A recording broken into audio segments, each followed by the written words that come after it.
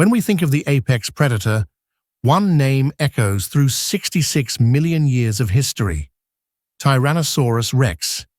It was the ultimate land carnivore, a 13-foot-tall, 9-ton engine of destruction. Its entire biology was engineered for one purpose: to kill. Its railroad-spiked teeth weren't just for slicing. They were for crushing bone, delivering a bite force so powerful it could shatter the skeleton of its prey. In the world of the late Cretaceous, T-Rex was the unstoppable force. But what if the ecosystem it ruled contained something that simply didn't care? What if nature, in its endless arms race, had already engineered the perfect countermove? We often imagine the world of T-Rex as a predator's buffet, where every other creature lived in a constant state of fear. But what if there was one item on the menu that was simply impossible to eat? A creature that rendered that entire arsenal of bone-crushing power completely and totally irrelevant.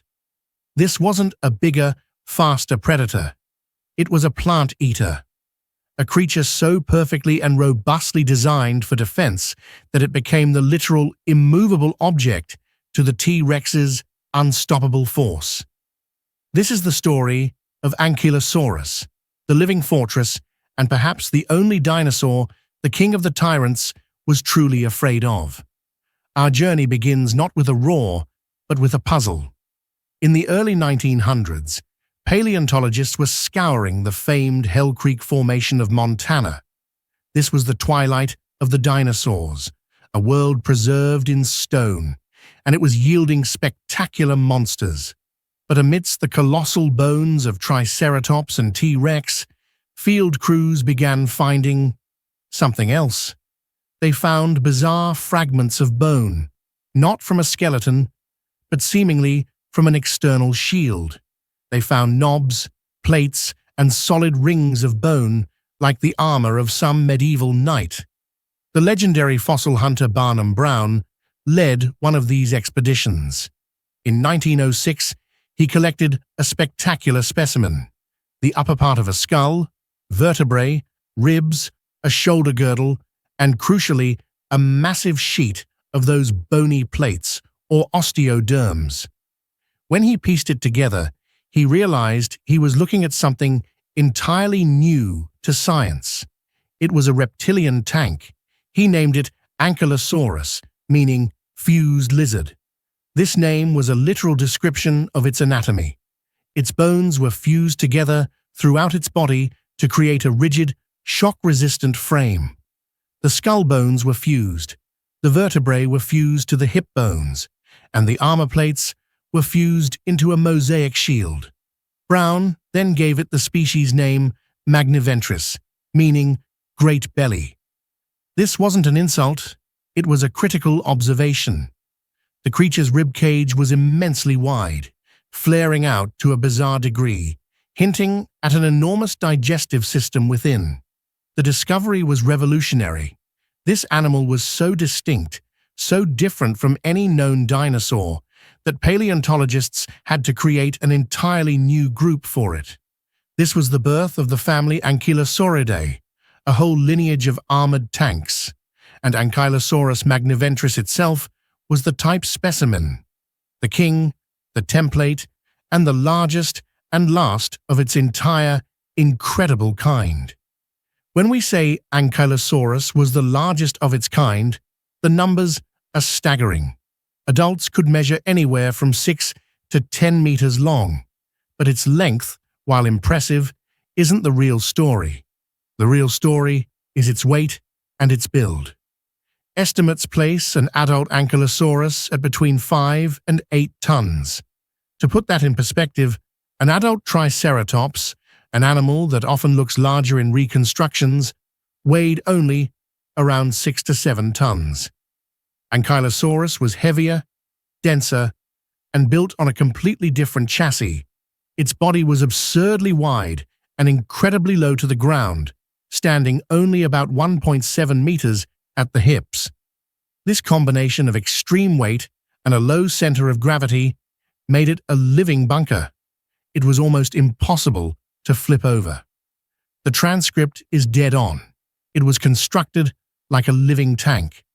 Its skeleton was a masterpiece of robustness. The bones were short, broad, and compressed, designed not for speed or agility, but to withstand and absorb immense physical punishment. This was not an animal built to run. This was an animal built to endure. Imagine this creature, 30 feet long, 8 tons, and almost as wide as a car. Its back is a solid carapace of bone. Its head is a triangular, armored wedge, with its eyes and nostrils tucked away, protected from attack. Even its eyelids were made of bone. It was a slow-moving, solitary behemoth that had taken the concept of defense and turned it into an art form. And that art was composed of 2 masterpieces, its armor and its weapon. The armor of Ankylosaurus is its most famous feature, but its genius is often misunderstood. It wasn't just a simple, solid shell like a turtle's. A turtle's shell, while strong, is rigid and can shatter under enough focused pressure.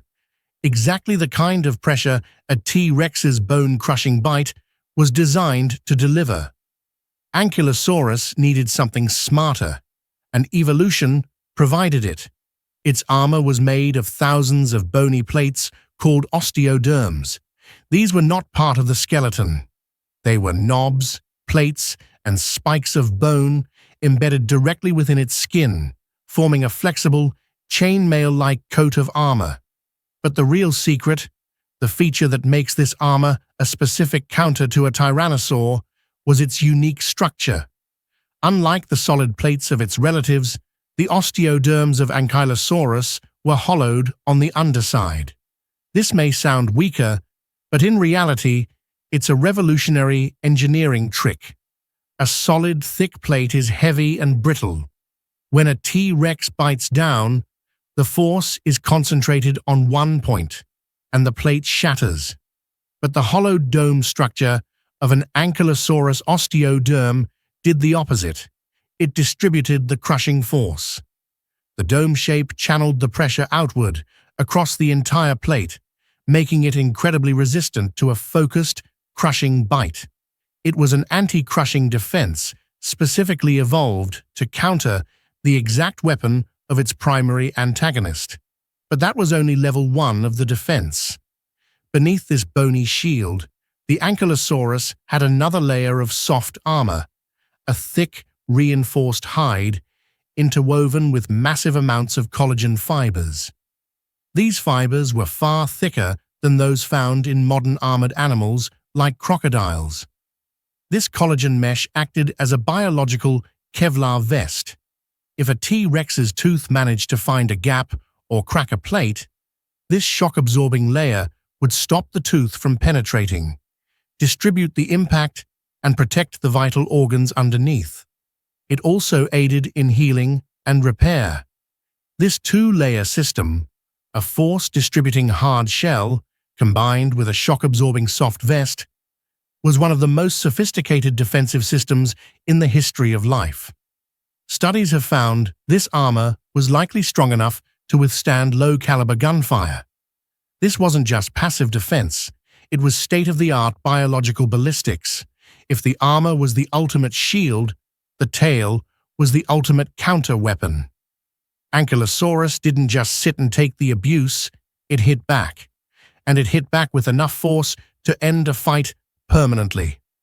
Its legendary tail club was not just a lump of bone. The entire back half of its tail was a specialized weapon system. The vertebrae at the base were large and supported massive muscles, providing the power. The final third of the tail was composed of fused, overlapping vertebrae that turned the tail into a rigid, inflexible handle, like the shaft of a medieval mace. And at the end of this rod was the club itself, a massive fused knot of several large osteoderms. Recovered specimens show this club could be 57 centimeters wide and weigh around 23 kilograms. But the weight alone isn't the impressive part.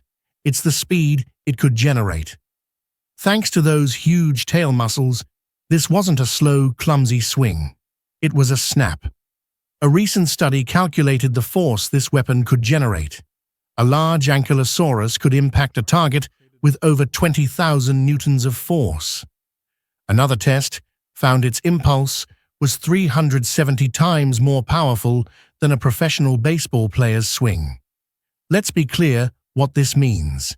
This force is more than enough to break bone. This is enough to shatter bone. A single, well-placed strike on the leg of an attacking T-Rex would have been catastrophic. It would have exploded the metatarsals, crippled the predator, and effectively handed it a death sentence. This was not a deterrent. It was a lethal weapon, a don't-touch-me stick of unparalleled power. This brings us to the great debate. Who was this incredible weapon system for? The obvious answer seems to be the T-Rex, but science is rarely that simple. Some paleontologists have proposed that the club was primarily for intraspecific combat, that is, Ankylosaurus males fighting each other for territory or mates, much like bighorn sheep today. Evidence for this comes from a related ankylosaur, Zool, which was found with injuries on its side that perfectly matched the tail club of another Zool. So, was it a social tool or a weapon of war? The most likely answer is both. Just like the antlers of a deer, a weapon can evolve for social dominance and then be co-opted for defense. The fact that Stegosaurus left a thagomizer-shaped hole in the vertebra of an Allosaurus proves that these tail weapons were absolutely used against theropods. Now, let's paint the picture. A T-Rex spots an adult Ankylosaurus. It's a calculation of risk versus reward. Is this 8-ton, slow-moving meal worth a shattered leg? A shattered leg for a bipedal predator is a death sentence. It means starvation. The T-Rex, an intelligent predator, would likely take one look at this armor-plated, club-wielding fortress and decide to look for an easier meal, like a Triceratops or an Edmontosaurus. This is likely why, to this day, no Ankylosaurus fossils have been found with the telltale bite marks of a T-Rex. It's not that they couldn't be bitten. It's that the T-Rex didn't dare to try. This invincibility, however, was not granted at birth. Juveniles were vulnerable. Their armor was not fully fused, and their tail clubs were not yet formed.